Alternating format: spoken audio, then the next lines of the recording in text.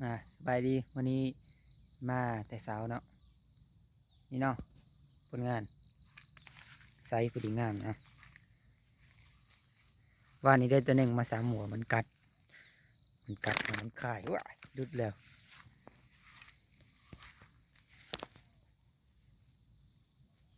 เป็นกบ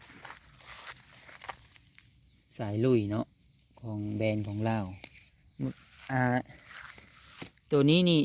มันก็กัดดีอยู่แต่ว่ามักเบ็ดมันสิน้อยพุ่นมักเบ็ดมันต่ำเวลากัดแหละปลากินอันนี้มันลงบ่หลายเนาะนี่เนาะนี่มันบ่ค่อยติดปานใดกันว่ามักเบ็ดมันสิสูงๆนี่เอาขึ้นมานี่ก็ก้งปลายก้งปลายมันลงนี่มันจะเวลาวับลงมันจะมักเบ็ดมันจะขึ้นแห้งๆขึ้นแห้งปลามันติดปลาง่าย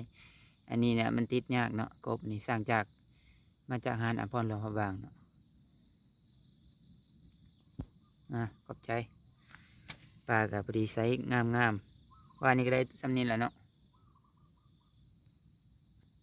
ดับเนินต่อไปไม่ได้เอาขากองมานำเนาะ